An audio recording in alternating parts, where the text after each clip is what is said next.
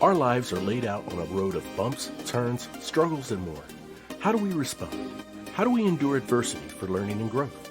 I'm Aubrey Johnson, and we'll explore these questions and more on the Road to Rediscovery.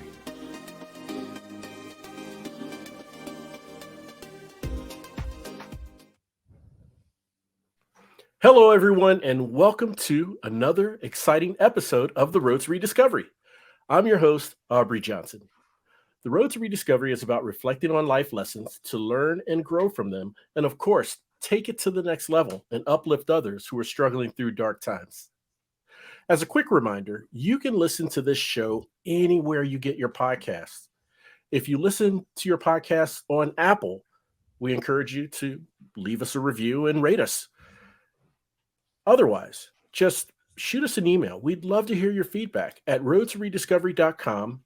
roadtorediscoverypodcast@gmail.com. Once again, that's roadtorediscoverypodcast@gmail.com. We'll give you a future episode shout out as well. So thank you in advance, and thank you for all those who have left feedback in recent months. So thank you. Now, as the saying goes, the only constant in this world is change, right? We all have seasons of triumphs and seasons of tragedies. Each day we scratch and claw to keep learning and growing and to stay relevant. We often find that we are reinventing ourselves, right? While trying to maintain who we are at our core. My special guest is a life and body coach and is no stranger to change or the desire to reinvent oneself. She created a business making jewelry from fused glass while raising a family as a stay-at-home mom. After hiring a life coach to help take her business to the next level, she was able to grow her company exponentially, multiple six figures. Her desire to grow and help others has led her to become a certified coach who specializes in helping women create changes in their lives. Ladies and gentlemen, let's give a warm welcome to Courtney Gray. Courtney, welcome to the show. It's so great to have you here. Oh my gosh. Thank you so much for having me. It's my pleasure. Yeah, no, our pleasure for sure. Thank you for coming on. So to start us off, can you just share with the listeners, give us just a glimpse, about where you're from and generally speaking, what was life like for Courtney growing up? Have you always had a heart for serving others and uplifting others? Oh, well, that's such a nice thing to say. I think so. I hope so. I would love to think that. I grew up in Southern California. And one kind of fun fact about me is I'm an identical twin. Oh, So nice. I have an identical twin sister, and then I also have a younger sister, and we grew up in Southern California. And then after high school, we moved to Northern California. So I definitely consider myself more of a Northern California girl. And I live in Chico, California. Mm-hmm. And, more than anything, I think I wanted to have kids. That was a big thing for me. I knew that I would go to college Mm-hmm. and I wanted to get a degree and I wanted to be able to support my family if I needed to. But I really, really wanted to be not only a mom, but a stay-home mom. So that's why it's kind of funny when I heard you give my bio, just the fact that I ended up building a big company and now I've started another company wasn't really my intention. My intention really was just to have babies, which I did. I have 3 boys.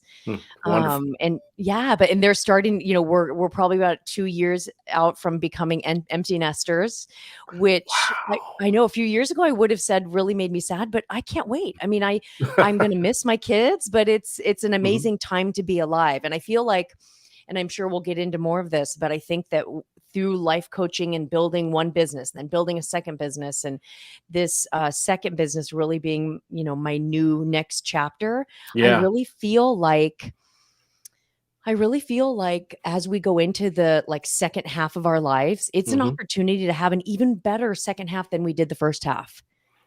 Oh, it totally is. It totally is. I mean, think about our mindset Mm-hmm. in middle age, versus now that, it's behind us, we can always reflect on mindset. We can't look forward to what our future mindset will be, but we can definitely look back and reflect. And I'm thinking, the type of mindset I had back in my 20s you know, may have been similar, but at the same time, my priorities were just out of whack, quite frankly, you know. And Yeah. part of that's youth, don't you think? It is. Part of that is youth, and part of that is just quite simply not knowing, right? Yeah. Not knowing and not having the experiences or the encounters that you know that I've had from that time to now in that in Mhm. between period. Yeah. Yeah. Yeah, man, that's fantastic. So, um, you mentioned, or at least I think I've heard somewhere, you know, the idea of wanting more, getting more, wanting, you know, and having the desire to achieve more, to work for more. Okay. Can you kind of break that down for the listeners, and what that means in a, you know, with a healthy spirit, a healthy mindset, you know, in achieving your dreams? Yeah. Oh, I love it. It's such a great topic. We could talk the whole time on that. You know, I think that having a desire for more in any way, if that Hmm. means getting in the best shape of your life, if that Right. means finding new, expanding your friends group. Like I talk to Hmm. a lot of women my age right now and they're like, I love my friends, my homies that I've had my whole life, but Yeah. I want to meet more people that are into this, or I want Yeah. to meet more people that are spiritual, or maybe Hmm. they want to find a different spiritual practice or wanting more. Maybe they want more money, whatever it is. Right. I think that I think that we need to not negate those desires. I think we need to realize if we are having those desires, it's something we Hmm. need to take seriously. And Hmm. here's the interesting thing is I think really what gets in the way for most people in terms of moving forward with those desires is they're just unwilling to feel discomfort. Because if Agreed. you think about it, yeah, in our society, if you think about it, everything is to not feel discomfort, right? A lot of times we Right. eat to not feel certain emotions. We, Right. we're on this quest to be happy all the times. If you ask any parent what they want for their children to be happy. And of Yeah. course we want our kids to be happy, but if Hmm. you're going to be putting yourself out there or trying to work out harder or eat healthier or try to start a business or write a book or anything like that, you are going to have to be willing to feel discomfort. Oh, big time. Stretch type goals, right? Mhm. And feeling that discomfort, that ushers in growth for sure. Mhm. You know, Yeah. I have no doubt. In fact, I'm a huge advocate for that. So I Yeah. really appreciate you sharing that insight with the listeners regarding discomfort. Now, Yeah. one thing I wanted to cover with you, kind of breaking that down a little bit, Courtney, is discomfort, okay, and then there's risk. So Mhm. let's say someone wants to travel more, but they are just kind of not really complacent, but you know, understanding, especially abroad, unfortunately. But truthfully, there's a risk when it Mhm. comes to travel, right? Mhm. But the reward in the different landscapes you see, the different Yeah. architectures, the different cultures, right? To me, it just so far outweighs the risk. Mhm. Now, can discomfort be disguised in the form of risk or vice versa in the eyes of a person who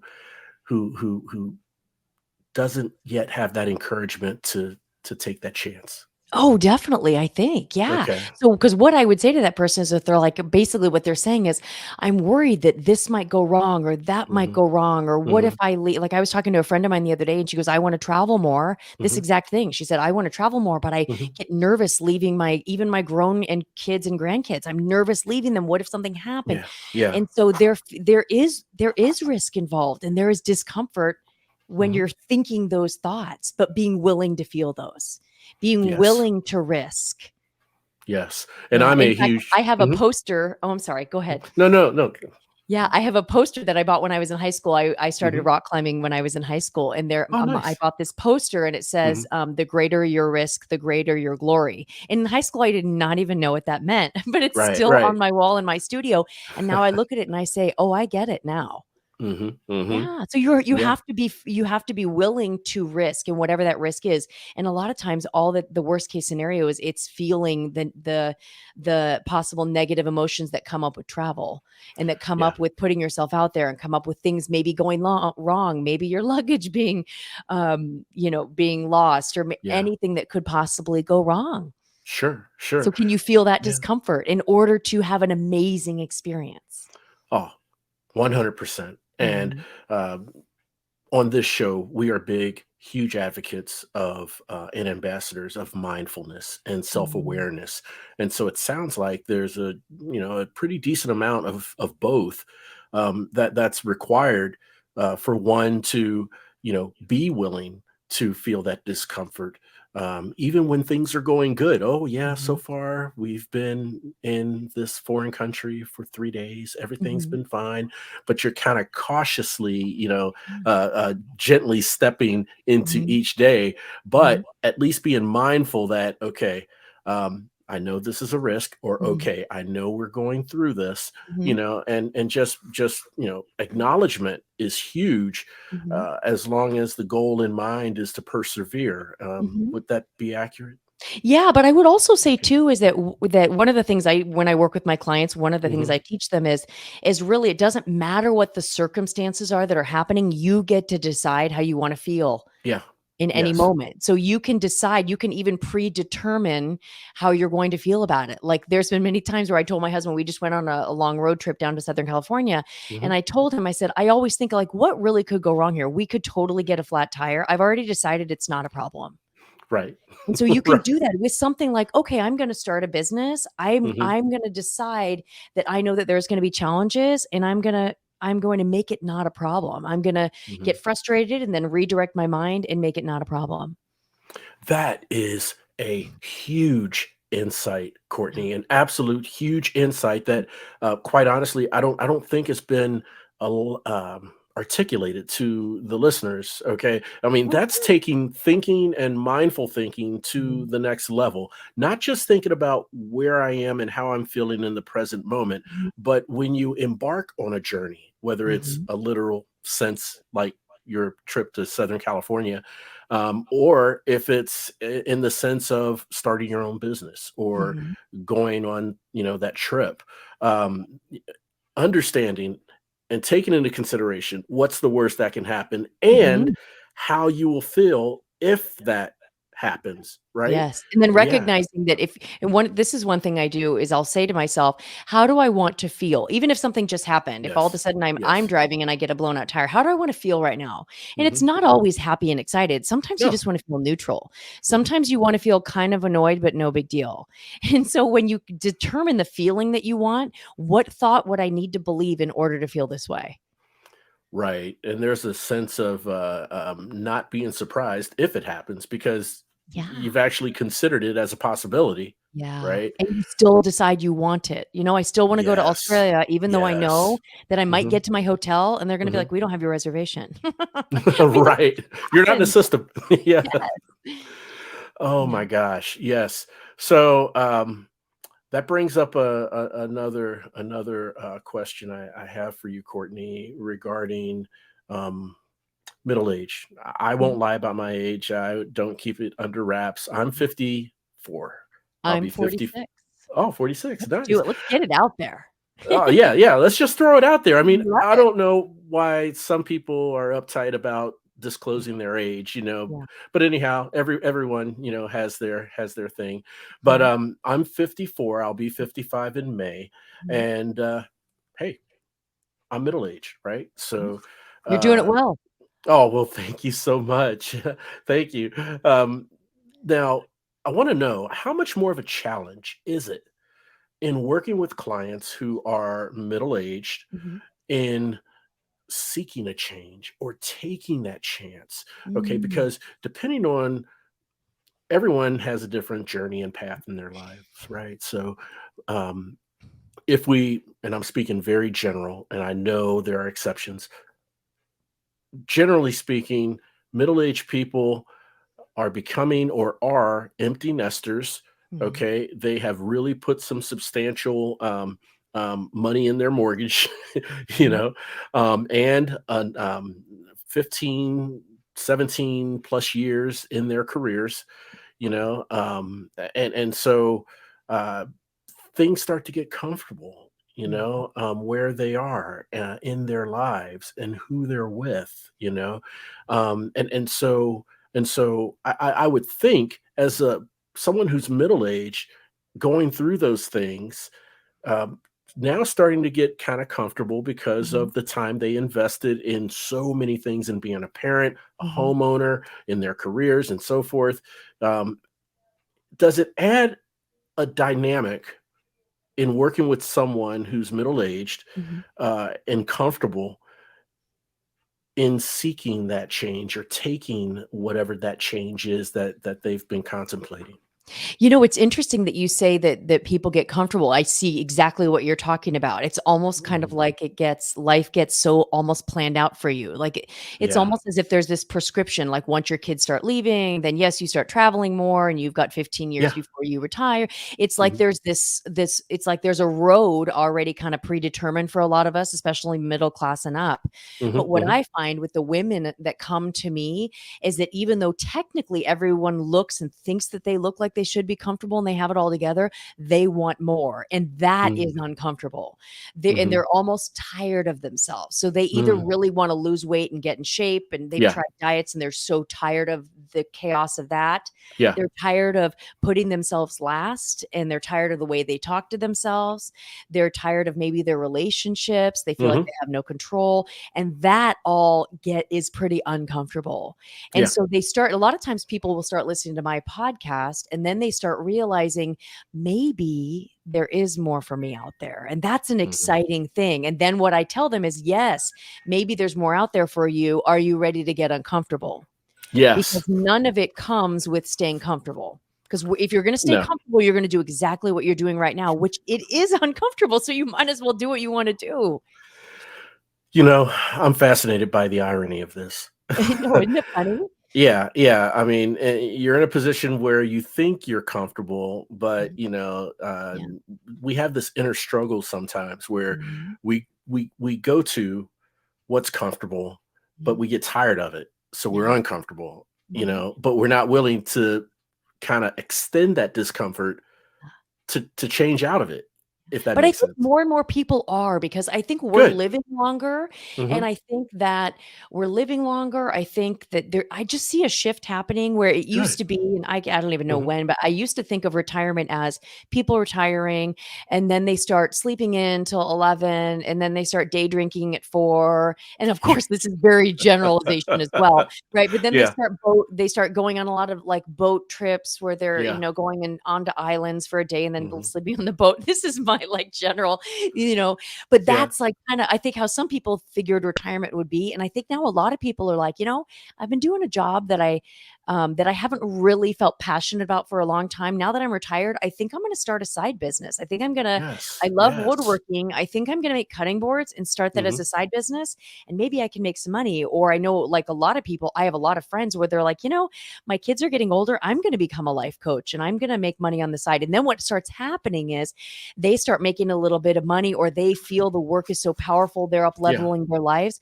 And Yeah. then they get the taste for it and they're like, it turns out I could make a lot of money doing this, you know? Wow. Yeah, Yeah. no, that makes a lot of sense, which brings me to what I wanted to ask you regarding your experience with your Yeah. coach in them helping you level up your business. Yeah. What was it about that experience that inspired you to pursue coaching and helping others? Yeah, that's a great question. And it's so easily answered because I hired a coach really to help me make more money in my business. I had Hmm. grown my business to, I want to say maybe $150,000 from my home, a jewelry business, Wow. while raising 3 boys, something it was amazing.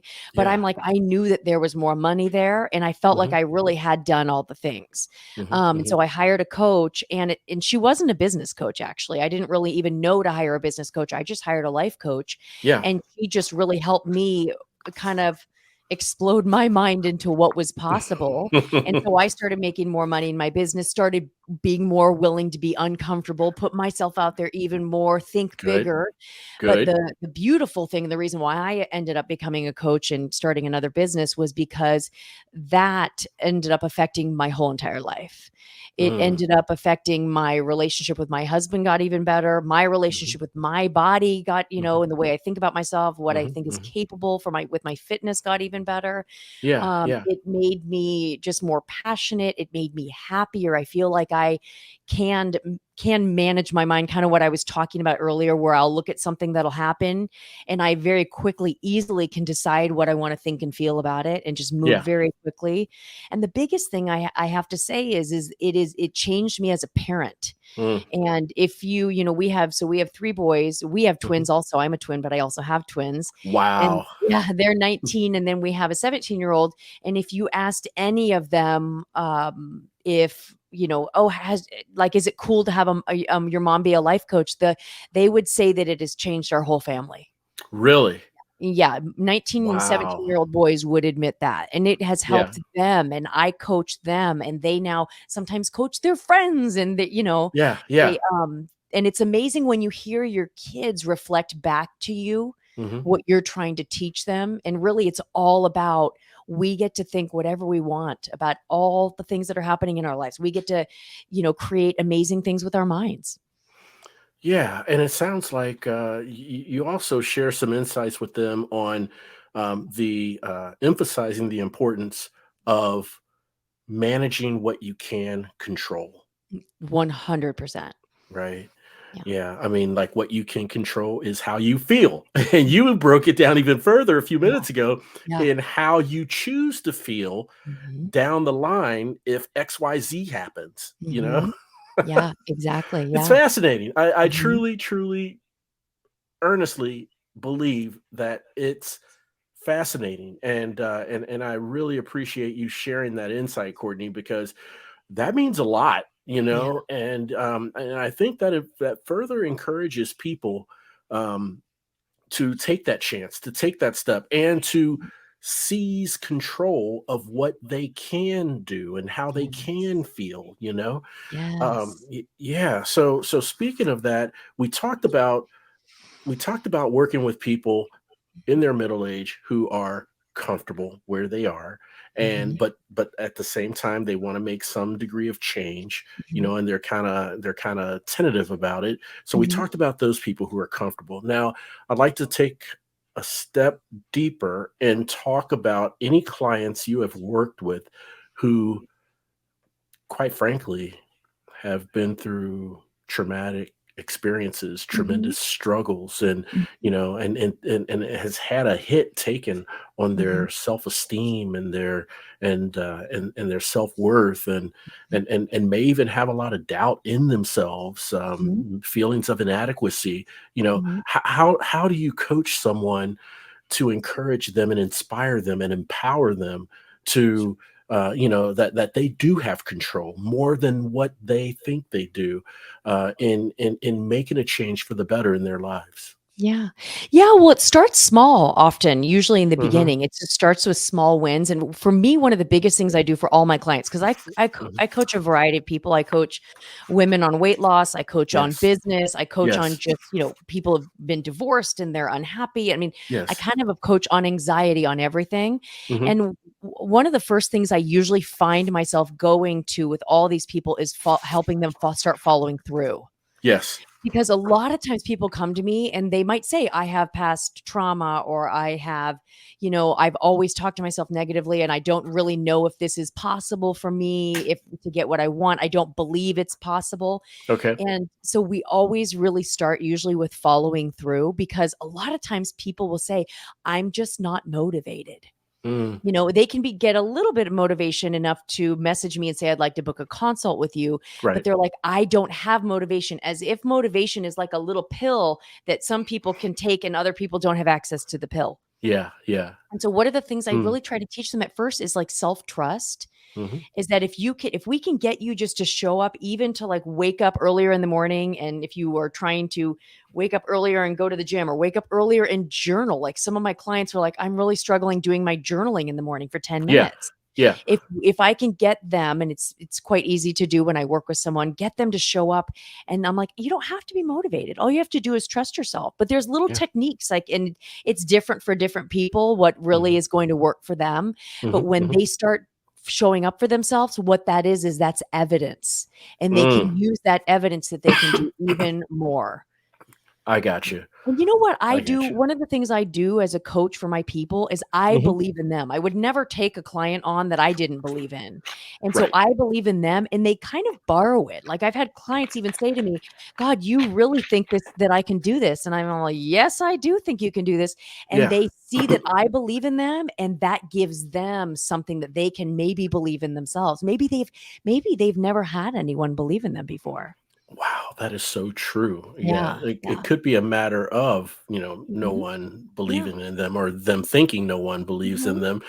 maybe due to how they were treated. It could be, mental or emotional abuse or Mhm. any verbal abuse, and so that could stop them from, from realizing their true potential. So, Mhm. yeah, showing them that you believe in them has Mhm. got to be a big key. And two other keywords you mentioned, Courtney, that resonated with me, that I've heard in other conversations, these days, is show up. Right? Yeah. Show up. I mean, there's a literal sense and there's a figurative sense, and in both in both senses, it's being present Mhm. and acknowledging and taking action. Yeah. Yeah, And I then think. celebrating Mhm. yourself after, because that's the thing Yes. too is, and I have had a few clients that are like, "Okay, I'm showing up and doing it." And I said, "Are you celebrating?" They're like, "What do you mean?" Because a lot of times, especially with my weight loss clients, they're like, "Well, I usually Mhm. celebrate with cookies." And I'm like, "No, even just acknowledging, okay, I Right. did it. I'm Right. so proud of myself that I did that." Yeah. Because Yeah. if we're not acknowledging what we've done, if we're not celebrating ourselves, we're not gonna, be as apt to do it again and repeat the process. Oh, that's true. And what are some of the outward, maybe visible Mhm. changes, that you can see in your clients, as you're working with them, that they're starting to see the light, get results. The change that they are wanting to make is slowly starting to happen. That progress is being made. Yeah. Well, and it does start slow at first, but then it Hmm. really does speed up, especially when they start seeing Hmm. the progress. And so Hmm. I have clients that are losing weight, but I will say Hmm. this, I'm just going to make sure I say this as well, is I a lot of my clients that come for weight loss specifically, they've done diets their whole life. This Hmm. okay, for 30 days restrict and only eat certain things and do exactly what the program or a person says. That's not what we're doing. This is Right. a choose how you want to eat for the rest of your life. Love yourself, talk really nicely to yourself, get Hmm. a lot of exercise and be really kind to yourself and don't Hmm. emotionally eat. And then the Right. weight comes off as you're doing it. So it's a beautiful process, but much different than like it's not a diet program. But I have women Understood. losing weight. I have women writing books. I have women having less anxiety. I've coached some young adults, like even Hmm. teenagers that have anxiety, that they're Hmm. completely able to not get rid of the anxiety, but to really minimize it and know how to accept it and kind of work through it and Yeah. learn how to handle it. And Yeah. then I have women starting businesses, starting to make more money in the business they already have. Hmm. So just in and recover from divorce, recover from problems with their kids and kind of turn things around so much. So much. It's so Wonderful. wonderful. Oh man, that is Yeah. great. And when they start to see that change themselves, right? Oh yeah. Yeah, and then as I'm sure this has happened to you, whatever the change is, Mhm. when you start to turn that corner and see this happening for yourself, Mhm. whether it's weight loss, increase finances, start that business, then the wheels start turning and you start to think, wow, if I'm capable of this, what other things am I capable of, right? Exactly. And it ripple Yeah. effects to every other area of your life. That's why I Yeah. got into this. And it's so funny Amazing. because I have my twin sister is a nurse, Mhm. and and I've been doing my jewelry business for a very long time, but when I Mhm. decided to I still do the jewelry, but Mhm. when I decided to start my coaching business, I Mm. remember I would get off a coaching call with a client and I would call my sister and be like, and sometimes I would be in tears. I'm like, this is amazing. One of my first clients Wow. was like a 17-year-old that was struggling with anxiety and she was getting Yeah. so much better that I was just like, this is amazing work. And my sister said, yes, Mm. as awesome as the jewelry is, Yeah. you've never had what I have. And as a nurse, to help people is Yes. the greatest gift ever. Oh, So powerful. completely, completely. Yeah. I mean, it's connecting with another human being. It's getting it's working on the trust Mhm. and cultivating that connection to have that trust Yeah. and to work with them through their emotions and having just the passion and the compassion and the empathy Yeah. in seeing them through whatever emotional hurdles they have. So, Mhm. yeah, as a coach, you know, I must commend you, for your Oh, work as a coach, and I mean, it's absolutely tremendous. It's life changing, especially like with the 17-year-old you mentioned, yeah. right? I mean, Yes. you know, Yes. uh, he or she Yeah. has their whole future. She Yes. has her whole future ahead of her. So think of the impact, future impact. Oh, You yeah. know, Yeah, I have a story I'll tell yeah. you a story about my son too, because the Mhm. client I was talking about was a female, but, like, with my Yeah, son, he was telling me, he was like, I hate," because he's in college now, and he's like, "Oh," he's at junior college, and yeah. he said, "Oh, I just hate going to school," and I was like, "What? That's a horrible thing to say. Why?" And I said, "How does that feel?" And he goes, "Oh, it sucks," and I said, "But how does it feel in your body?" I'm trying to get my kids to really understand feeling the Yeah, difference between what they think and they feel. And he yeah. goes, "It just I feel like," what did he say? Discouraged. He goes, "I just feel Mhm. discouraged when I'm Okay. going." And I said, "Yeah, you're discouraged because you're telling yourself that it's," he was saying, "it's pointless and that he hates it." And Oh, I yeah. said, "But if you do well in junior college, you wanna go to a big time university." And he goes, "Yeah." And I go, Right. "Do you think that will be fun?" And he goes, "Yeah." And I said, "Are you excited?" He goes, "Yeah, I really am excited." And I said, "So in order for you to do well in in order for you to get to that big time college, you have to do well in junior college. And it's gonna be Yes. so much more fun if you're not discouraged." So Yes. instead of telling yourself every time you're driving out there, "I don't wanna be doing this. This is pointless. This sucks." You Yeah. should say to yourself, "This is exactly what I should be doing today." And Yes. he yes, and so he goes, "Okay, okay, I'm gonna try that." And so then he came home the next day and I said, "Did you try it?" Because sometimes I'm the kid's mom and they don't listen to me. But he Mhm. goes, "You know what? I did." And it really was like, he goes, "It's not like I was excited." And he goes, Yeah. "But it wasn't as horrible." And I said, "Perfect. Right. Perfect." Right. That's a great start, you It's know? a great Yeah. start, a That's a shift. great start, and Yeah. thank you for sharing that story, Courtney, because, Yeah, you're welcome. um, I my background is talent development, so, Mm, that's what I do, and so, we always try to tell employees or encourage employees, and this is very much in line with what you shared about your son.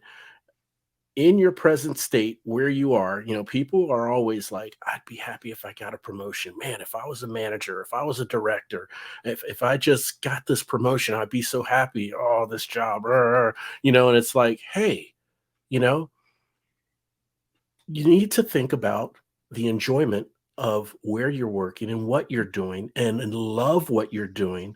yeah. It's not going to happen overnight, but love what you're doing, because if you don't and you think you just need XYZ at the Mhm. next level and you'll be happy, you get there and you're going to find something that grinds your gears about that, and For sure. Yes. yeah, yeah. So enjoy what you're doing now. Love what you're doing now to Yeah. cultivate that same type of love and to better prepare you for Mhm. that next level, right? I love it, and then you end up drawing that next level to you faster. If you can Oh, big get time. if you want a promotion, I tell this to Yeah, all my clients, if you want something, if you want the bigger house or the promotion or the body, whatever, yeah, how would you feel if you got it? Feel that way now, even though it hasn't happened yet. You will draw it to you even faster. You'll take action heading in that yeah. direction, and the whole process will be more enjoyable. It would be exponentially more enjoyable. Yeah. I couldn't agree more. Couldn't agree more. Yeah. So, Courtney, I wanted to ask you about we hear about change. Okay. Lots of change happens in the world. Lots of change happens in our families, in our lives, within ourselves, right? Um, and there's also, fads and fashions. They go in, they go out. We have times of tremendous triumph, where just everything seems to be clicking with us. Every facet of our lives is just like on track, right? Progress, Mhm. traction. And then there's times when it's like, man, I just can't catch a break. I mean, this is rough. This is tough. I'm going through this financial problems here and there. And so with that, constant change. And then we need to find ways to keep ourselves relevant, keeping up with technology, keeping up with, just what's going on in the world, keeping up with, how do we stay relevant in continuous learning and Mhm. growing within ourselves and things that we have interests in. And in a sense, we kind of reinvent ourselves.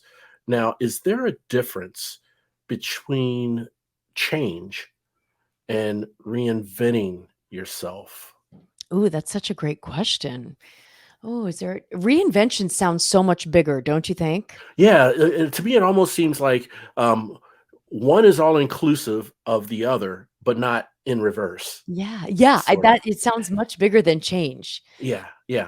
Yeah, I mean, so tell me what exactly is the question? So is it Okay. what is the difference between the 2?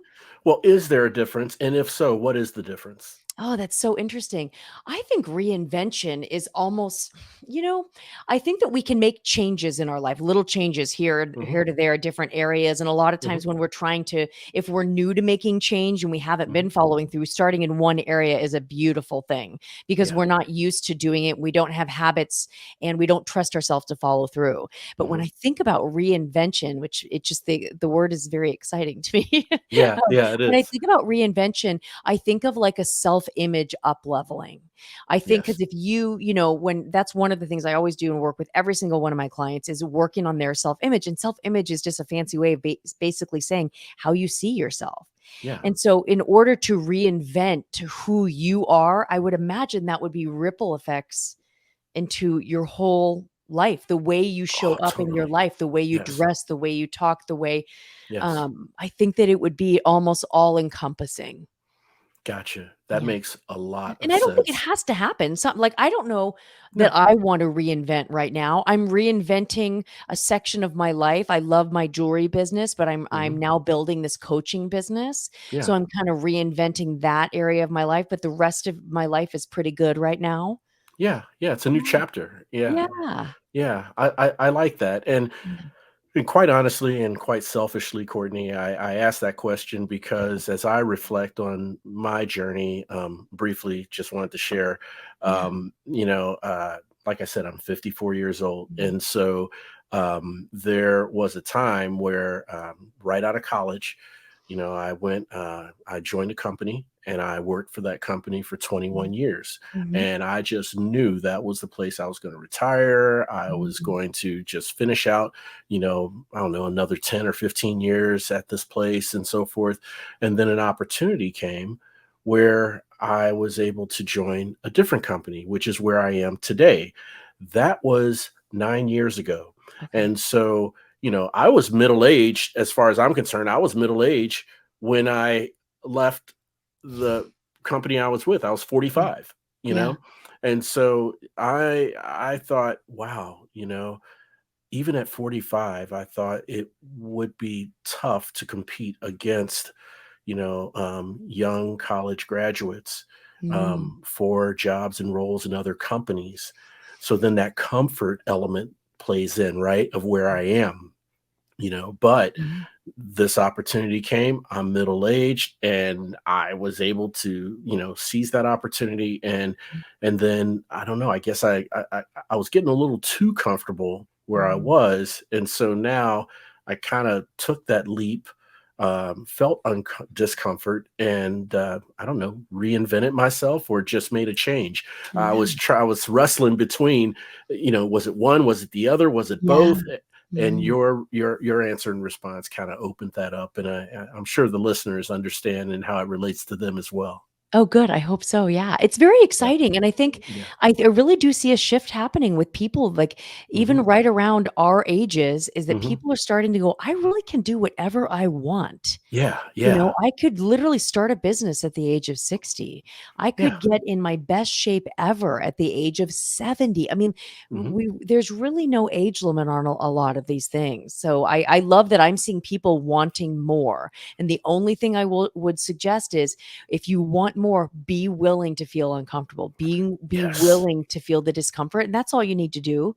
And Yes. a lot of I will say too, a lot of times what stops a lot of people that I work with at first, Hmm. especially for some reason, if they want to start a business and they've never been a business owner, never Hmm. been an entrepreneur, Hmm. they feel like I don't know what to do. Like I don't know all the steps. Okay. And one of my favorite quotes by Martin Luther King obviously has so many, but one of my favorites that always resonates with me and my people is you only have to see the first step.